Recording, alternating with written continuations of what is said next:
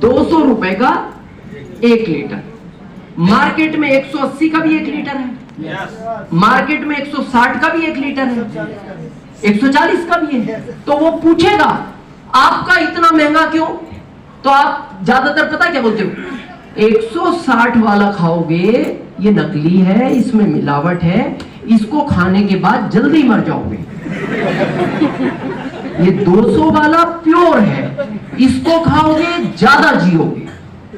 तो वो फिर आपको जवाब देता है, जब इतना महंगा जिंदगी भर खाऊंगा तो वैसे भी मर ही जाऊंगा। तो आप कहते हो तो फिर जब मर जाओ,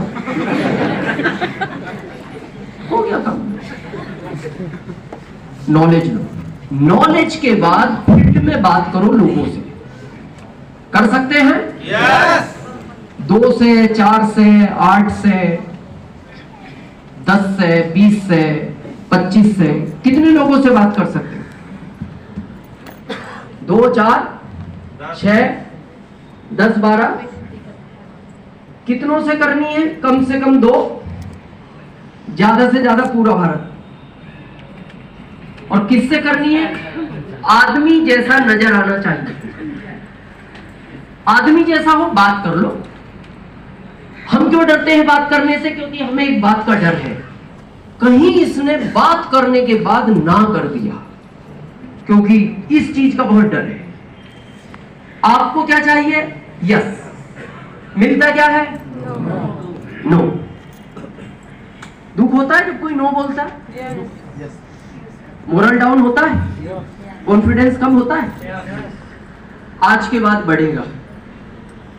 समझे आज इस नो की ताकत, जिससे आप आज तक घबराते हो, परेशान हो। समझे नो की ताकत? ऊपर वाले ने हर चीज का एक कोटा फिक्स कर रखा है। जब वो कोटा पूरा होता है तो वो चीज मिलनी बंद हो जाती है।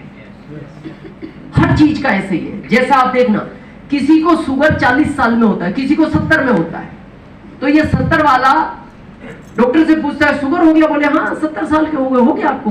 पर 40 वाला पूछता है, डॉक्टर साहब इनको 70 में हुआ, मेरे को 40 में क्यों हो गया? तो डॉक्टर एक ही बात बोलता है, जितना मीठा तुम्हें 70 साल तक खाना था तुम अभी तक खा चुके हो,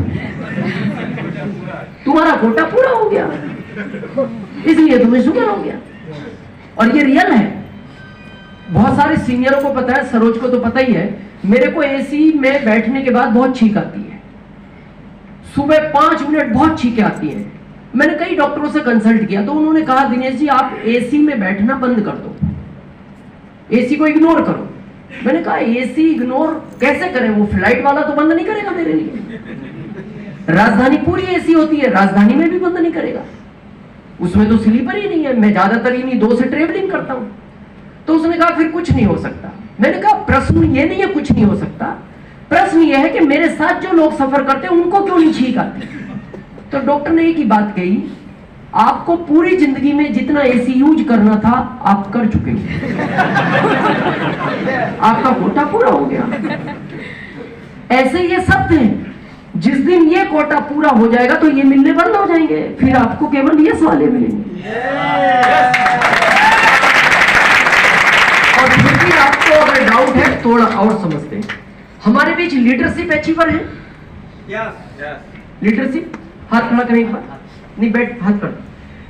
कितने लोगों ने अभी तक आरसीएम के लिए आपको मना किया है ना? याद तो एग्जैक्ट नहीं होगा, 10, 20, 30, 40, 50, कितने लगभग होंगे? 200 लोग। 200 लोगों ने इनको आरसीएम के लिए मना कर दिया। रॉयल्टी अचीवर है हमारे बीच? रॉयल्टी कितने लोगों ने अभी तक आरसीएम के लिए मना कर दिया होगा? एग्जैक्ट तो याद नहीं होगा, 500, 700, 1000, 700 लगभग 700 लोग। ओके। टेक्निकल अचीवर है? कितने लोगों ने अभी तक आरसीएम के लिए मना कर दिया होगा? लगभग हजारों लोग सब फील्ड में जाते हैं, 100 लोगों की मीटिंग लेते हैं तो 1500, 2000, एक एग्जांपल, 2000, हजारों लोग, 2000। अब ध्यान से देखना, 200 ने मना किया तो लीडरशिप आ गया,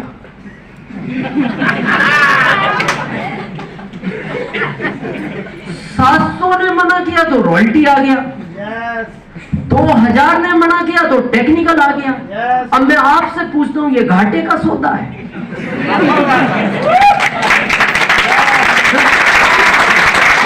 ये घाटे में सोचो। आप देखो जितना ज्यादा मिला उतना पिन बड़ा हुआ।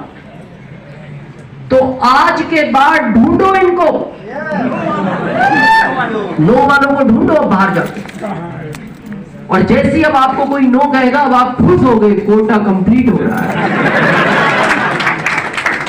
अभी तक दुख होता था। हम गलती क्या करते हैं, महीने में 2 लोगों से मिलते हैं और वो 2 ही मना कर देते हैं, तो ये कोटा कई साल में पूरा होगा। आज के बाद एक दिन में 10 लोगों से मिलो और ये 10 के 10 मना करेंगे, ये कोटा जल्दी कंप्लीट हो जाएगा।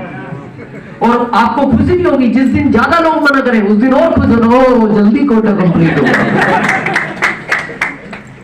मेरे को आज भी 8-10 साल से अच्छी तरह याद है, जब हम सफर करते हैं साथ में सरोज और हम, तो कोई मेरे से जब आरसीएम की बात करता है तो मैं नॉर्मल बात करता हूँ, या तो वो प्रोडक्ट ले लेता है या फिर आरसीएम के लिए यस कर देता है। तो सरोज मेरे को बोलते हैं, सर आपने ज्यादा तो इसको कोई बात नहीं की, फिर इसने एकदम हाँ क्यों कर दी? मैंने कहा ये कोटा कंप्लीट है ना, ये तो अपन शुरू में ही कंप्लीट कर लिया 5 साल में। स्पीड इतनी तेज थी, यही मिले ना शुरू में तो अब ये कोटा कंप्लीट हो गया तो अब यही मिलेंगे ना। तो आज से स्पीड बढ़ाओ इनको ढूंढने की, कोटा पूरा करना है, और ये पूरा हो गया तो फिर यही लोग मिलेंगे और फिर आरसीएम की हर बड़ी पिन तक आप पहुंचो। क्लियर है? 3 तरह से ये कंपनी पैसा बांटती है। कितनी तरह से? 3 तरह से। इस सिस्टम में बहुत सारे लोग कई बार जब थोड़ा काम करते हैं तो थोड़ा सा, जब हम एक अच्छे प्रोफेशन में होते हैं तो लोग कमेंट्स करते हैं जब फील्ड में जाते हैं, क्योंकि इसका शुद्ध नाम तो है डायरेक्ट सेलिंग मेथड, लेकिन इंडिया में इसको अलग अलग नाम दिया गया है। इसमें हमें तो गर्व होना चाहिए। सेकंड यूपी में है, इस बात का गर्व है आपको, यूपी से है हम। क्योंकि आप देखो ये विशेष ही है, ये ऑटोमेटिक प्राकृतिक की रचना है। जैसे अभी हम मध्य प्रदेश में रहते हैं, मतलब मध्य है, वो आंध्र है, लेकिन जैसे क्लास में बच्चा पढ़ता है और वो कहता है बेटा क्लास में तभी फर्स्ट आओगे जब हर चीज का उत्तर दे सकते हो, तो हम उत्तर प्रदेश में हैं।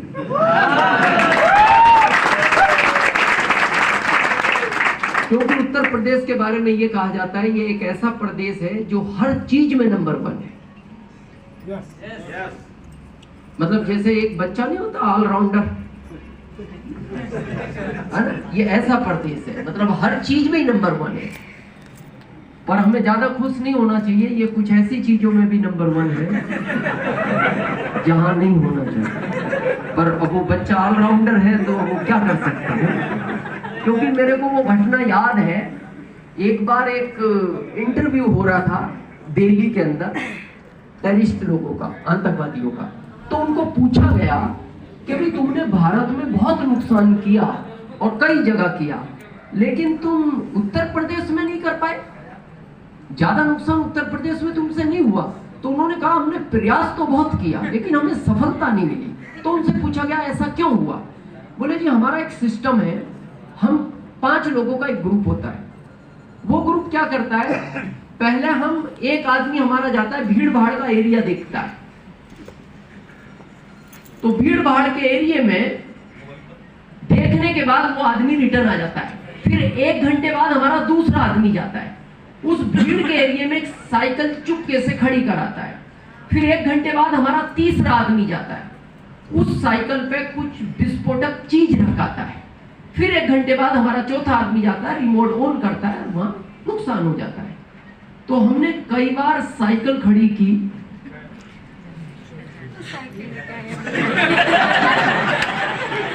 पर 1 घंटे बाद जब हमारा आदमी गया वो साइकिल हमें आज तक मिली नहीं।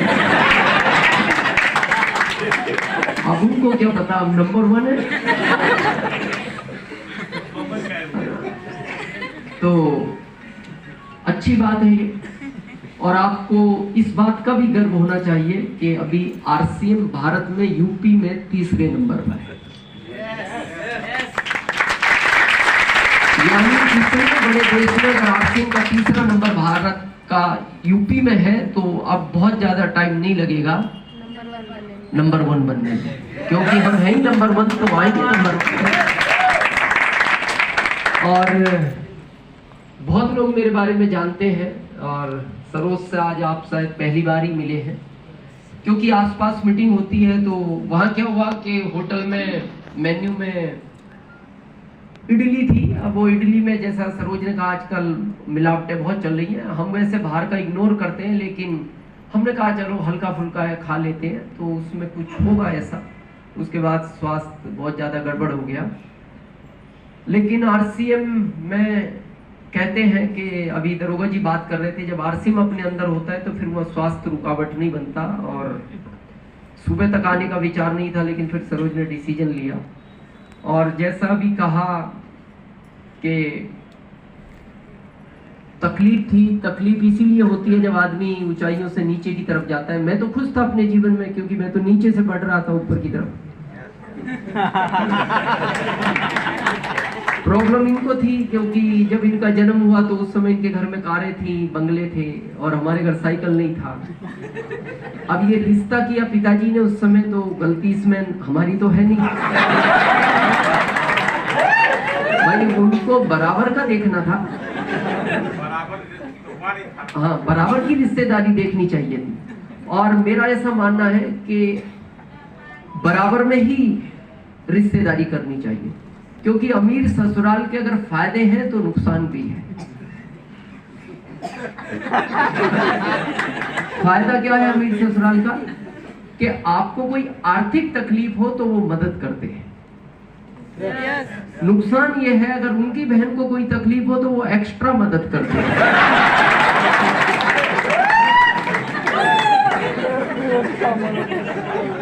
तो इसीलिए कभी अगर गलती से अमीर ससुराल मिल भी जाए तो फिर डिस्टेंस होना चाहिए, ताकि उनकी बहन कोई शिकायत करे तो आपको भागने का मौका तो नहीं। इसीलिए मैंने भविष्य देखते हुए राज्य बदल लिया। मैं 1500 किलोमीटर दूर रहता हूँ ससुराल से। मैंने कहा कोई चैलेंज आएगा तो अपन गुजरात साइड निकल जाएंगे। और ये कई बार नौबत आई, क्योंकि जॉब में क्या कर सकता है आदमी। तो कहानी वहां से शुरू हुई। और ये बात राइट है कि अभी न्यूट्रिशन ने थोड़ी हेल्थ अच्छी कर दी, नहीं थी एजुकेशन नहीं हो पाई। वैसे मेरे फादर जब मैं स्कूल गया तो गांव के प्रधान थे, यूनो प्रधान, और वो भी यूपी का प्रधान, मतलब अपने एरिया का मुख्यमंत्री। समझ रहे? मतलब वो रिक्वेस्ट नहीं करता, आदेश करता है। तो मेरे को वो दिन याद है, लगभग मैं 6.5 साल का था। तो मेरे को कहा गया मेरे पिताजी द्वारा, चलो अब स्कूल चले, क्योंकि उस समय बहुत छोटे बच्चे को स्कूल नहीं भेजते थे।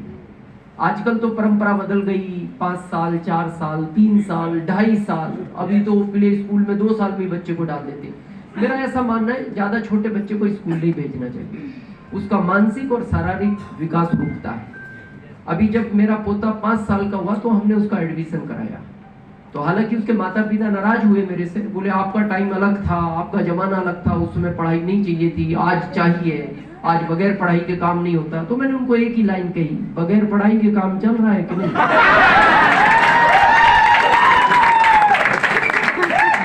ये कितना भी बड़ा ऑफिसर बन जाए, ये मेरी बराबर पैसा नहीं कमा सकता, कितना भी बड़ा बन जाए। तो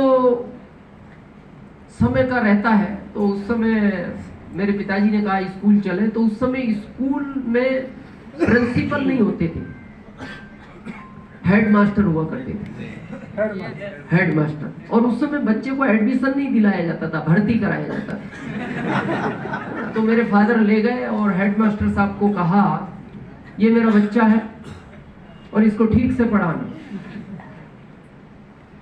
और मैं गांव का प्रधान हूँ। इनडायरेक्ट उनका कहने का अर्थ क्या था, स्कूल को पढ़ाना या नहीं पढ़ाना? बच्चे को पढ़ाना। मतलब इसीलिए उन्होंने इंट्रोडक्शन दिया, मैं प्रधान हुआ होगा। और दूसरी लाइन उन्होंने कही, ठीक से पढ़ाना, पढ़ने में अच्छा हो तो इसको हर साल क्लास बदलवा देना, पढ़ने में कमजोर हो तो इसको उसी क्लास में रख के मजबूती के साथ चेंज करना। तो उन हेडमास्टर साहब ने मेरे को 10वीं तक 18 साल पढ़ाया। हो सकता है मेरे फादर की बात उनको अच्छी लगी। फिर उन्होंने एक दिन गांव में खबर भिजवाई कि प्रधान जी को भेजना, यानी मेरे फादर को बुलवाया। हेडमास्टर साहब ने एक ही लाइन कही, या तो आप इस बच्चे को इस स्कूल से ले जाएं या फिर ये स्कूल में यहां से ले जाओ। अब ये पता है, आपको हंसी आ रही है, पिताजी को बहुत गुस्सा आया, क्योंकि इनडायरेक्ट उनकी ये बेइज्जती थी। इनडायरेक्ट ये इंसल्ट ही था कि मैं स्कूल ले जाऊं या इस बच्चे को आप ले जाएं। तो मेरे फादर ने एक ही बात कही, आपको स्कूल ले जाने की आवश्यकता नहीं है, इस नालायक को मैं ले जा रहा हूं। और वो घर ले गए, तो वहाँ पढ़ाई का कैरियर खत्म हो गया।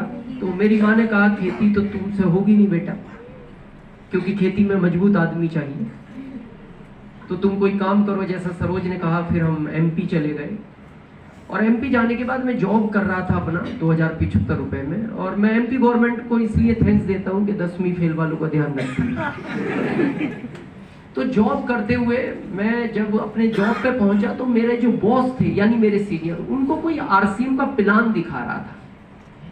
तो जब वो प्लान दिखा के चला गया, तो मैंने मेरे साहब को पूछा, मैंने कहा सर ये क्या बता रहा है? तो उन्होंने जो मेरे को लाइनें कही वो सुनना ध्यान से। पहली लाइन उनकी थी, ये फालतू का काम है। दूसरी लाइन उनकी थी, ये उन लोगों का काम है जिनमें अकल नहीं होता। तीसरी लाइन उनकी थी, ये उन लोगों का काम है जो पढ़े लिखे नहीं होते। चौथी लाइन उनकी थी कि ये उन लोगों का काम है जिनकी घर में कोई वैल्यू नहीं है। पांचवी उनकी लाइन थी, ये उन लोगों का काम है जिनको रिश्तेदारी में कोई बुलाता नहीं। और छठी उनकी लाइन थी, तू कर सकता है।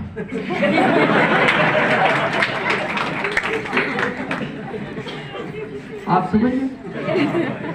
इनडायरेक्ट उन्होंने मेरे को ये कह दिया कि जो मैंने लाइनें सुनाई हैं, ये सब गुण तेरे में हैं। और आश्चर्य इस बात का है कि 3 साल पहले उन्होंने ज्वाइन किया है, वही साहब, और अभी लीडरशिप पर आए। मैंने आरसीएम शुरू किया, जैसा सरोज ने कहा कि मैंने आरसीएम शुरू के 5 साल भूत की तरह किया। यू नो भूत? अभी कहां दिखा, फिर कहां दिखा। मैं 1 महीने में 48 मीटिंग करता था। 48 मीटिंग 1 महीने की, और अभी साल